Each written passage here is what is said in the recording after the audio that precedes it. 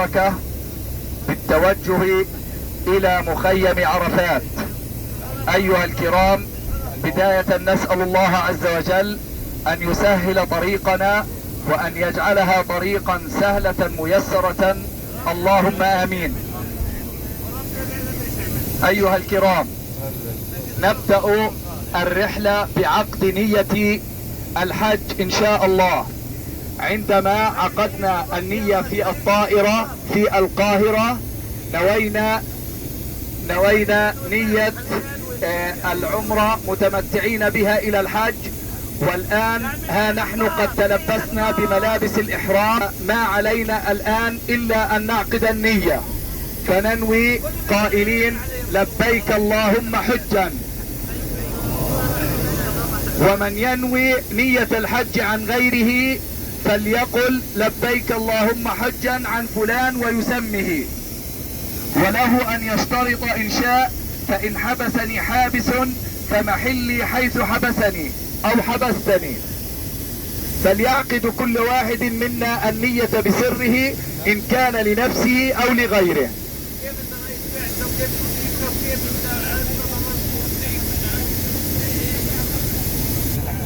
الآن بمجرد أن عقدنا نية الحج تصبح علينا محظورات الإحرام. ادفع عليه وخليه يسير الكلب. الآن بداية نبدأ بدعاء السفر. الله أكبر الله أكبر الله أكبر.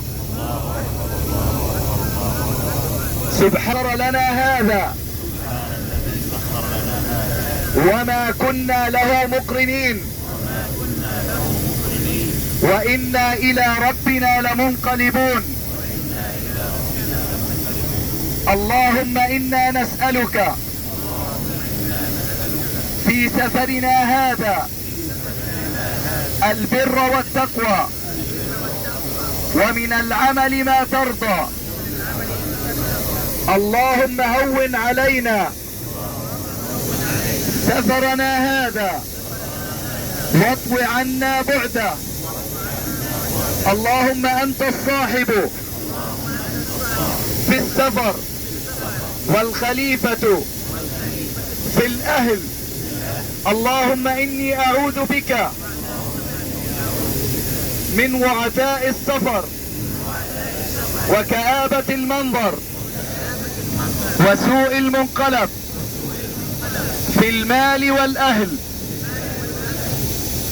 الآن نشرع في التلبية، وقبل أن نتكلم أو نشرع بالتلبية أذكركم أيها الكرام بمحظورات الإحرام.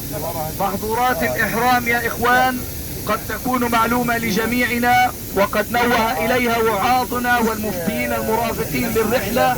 كير أهمها عدم لبس المخيط، وعدم التعرض للطير بالصيد أو القتل، وعدم الأخذ من الأظفار أو الشعر، وحرمة لبس المخيط على الرجال.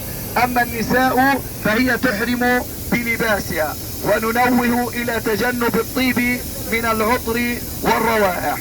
نشرع الآن بالتلبية على بركة الله، ونسأل الله عز وجل القبول والإخلاص في العمل. اللهم آمين. لبيك ثم لبيك، لبيك لا شريك لك لبيك، إن الحمد والنعمة لك والملك لا شريك لك.